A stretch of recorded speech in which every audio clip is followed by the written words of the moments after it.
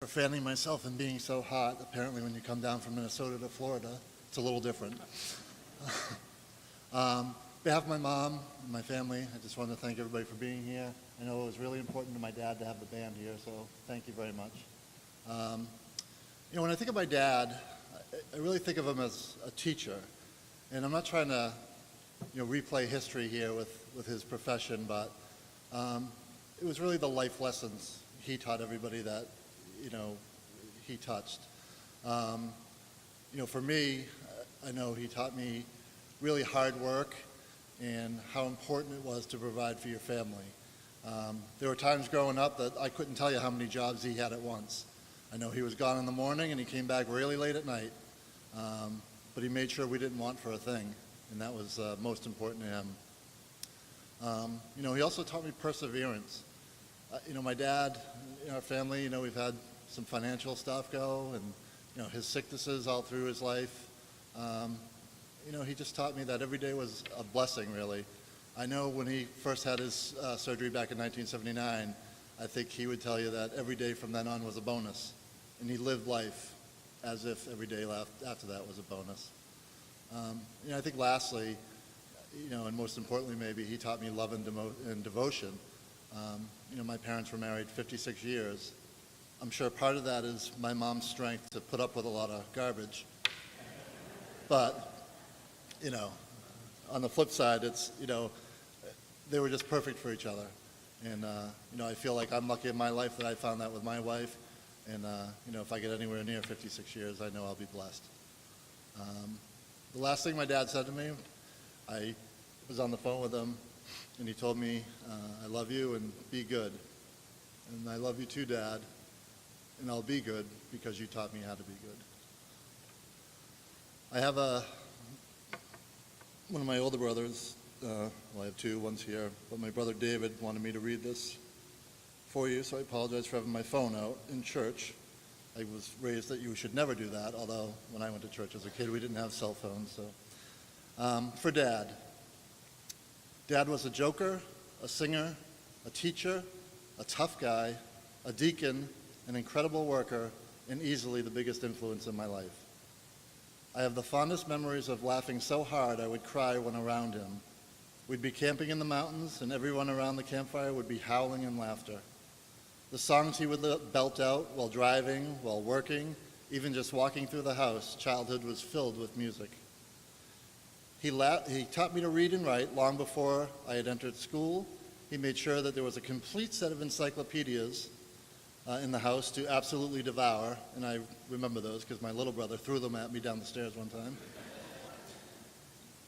He himself didn't have a higher education, but he worked his fingers to the bone to make sure his children had the opportunity to do so. He was a fighter. From a young age, having no father himself, he learned to hold his own in the tough world of the 40s and 50s. He took on the world of the time and knew both great successes and frightening setbacks, taking each in stride, always making sure his family was provided for, always looking ahead to how his success would be passed on to his children. And he fought for his life when disease struck him, the same as it struck so many members of his family. I'm proud of what he has done. Dad knew everyone, and I mean really knew everyone. He used to work at a large corporate headquarters, and he took me on a tour of it once.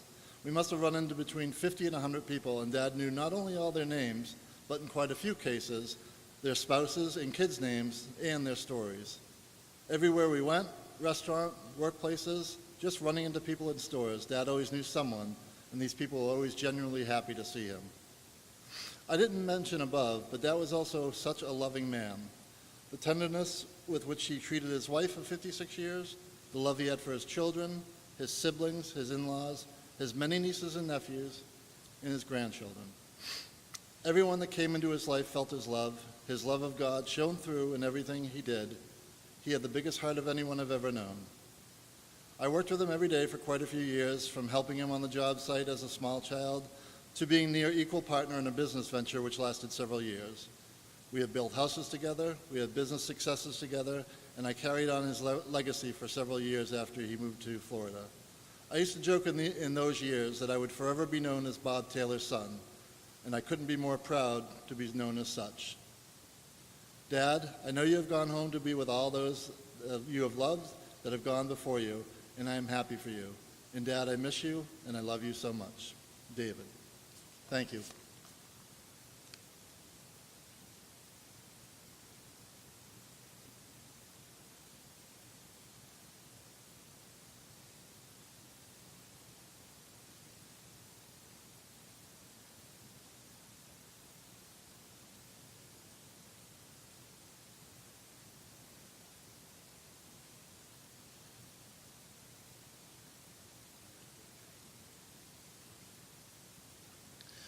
Please excuse me for a moment while I ask for help.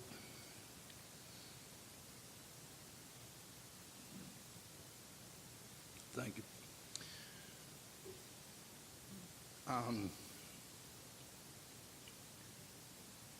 I may be dressed in mourning, and I may cry, but I'm actually up here celebrating a life of the best man I ever known. And I've known a few of them. And this man introduced me to a man who runs my life today. My God, my Jesus. And he made sure he instilled that in me. Also, this is the second time I got to celebrate a great man in my life. A man that didn't have to be my grandfather. But when it comes down to it, the two men who most influenced my life was my dad and my God. And I needed a lot of help to understand that. And some of those people are here today.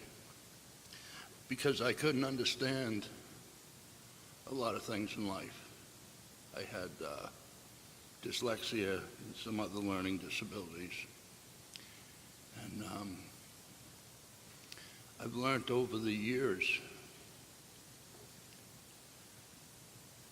how my dad spent his life helping me get through that.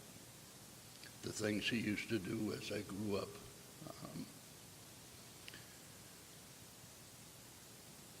I don't remember a lot of things.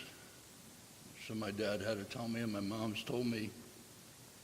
But like my brother said, he worked a lot.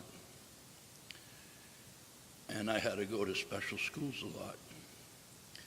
And he would work all night long and drive me a couple 100 miles the next day to school and sleep in the parking lot while I was in that school. There was nothing that man wouldn't do for me. And in my disabilities and eventually my addictions, I lost sight of that. And I used to blame Dad for a lot of things. He didn't teach me this, he didn't teach me that. But he really did, you know. I never knew how to deal with relationships.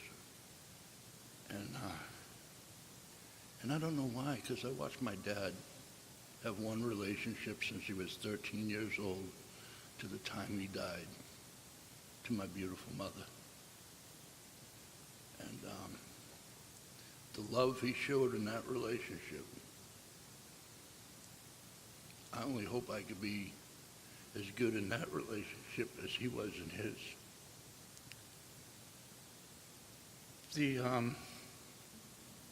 The sermon today was on the foundation of life. And I spent this last 7 years trying to build a foundation for my life through some of my friends. And what I realized today when I listened to you was my dad laid a foundation for my life. And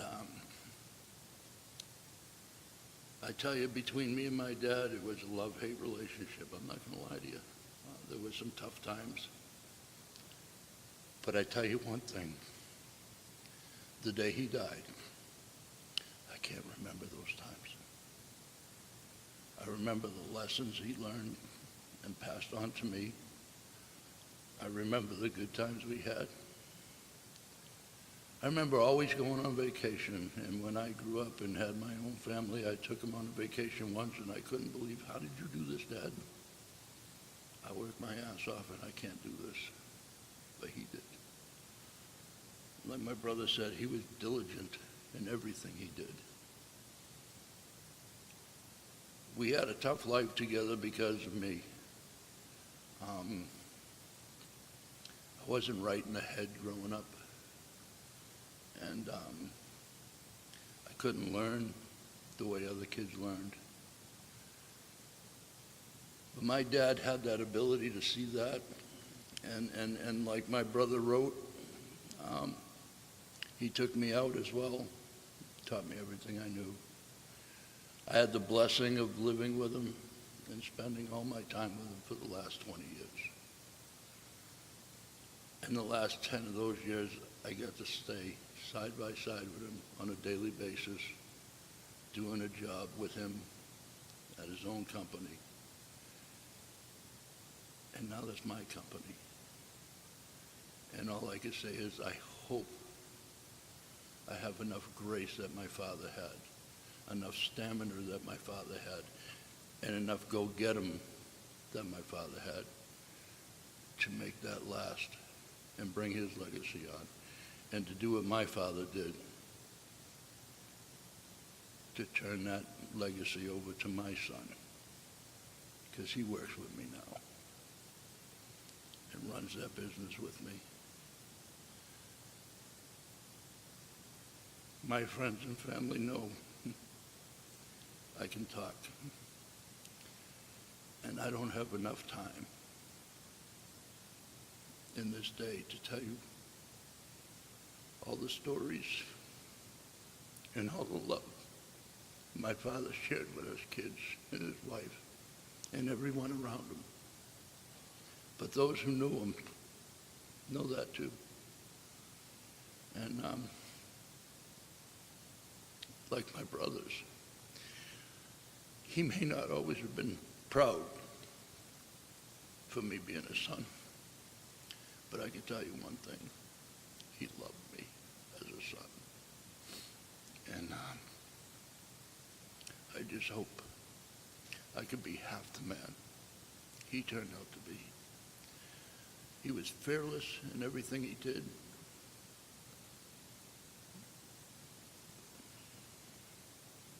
He had an aurora about him that was nothing but good. And I'm really going to miss him. But the joy and peace of mind that I have through my faith in the church is that he is always with me. He's sitting right here by my side, and he always will. He's never going to leave us. And the only regret I have, because he lost his dad at such a young age, is the only wish I could ever make would be I wanted to see his face the day he met his mom and dad in heaven. Because I bet you it was beaming. He's gone so long without his family because they died so young that must have been the greatest day of the world for him, or out of this world. And the only other thing I can say in closing is from this day on, I just hope I can conduct my life